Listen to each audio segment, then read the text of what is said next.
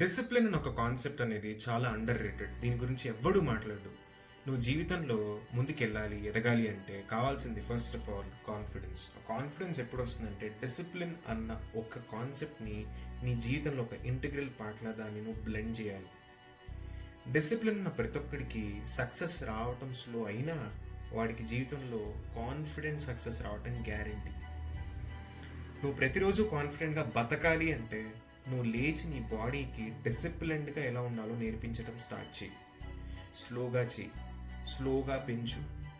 ఇవాళ చేయలేనిది రేపు చేయాలి. నీకు రేపు ఒక ఆపర్చునిటీ వచ్చినప్పుడు డిసిప్లిన్డ్గా దాని మీద వర్క్ చేస్తే దొరికే ఆనందం, కాన్ఫిడెన్స్ ఇట్స్ కంప్లీట్లీ డిఫరెంట్.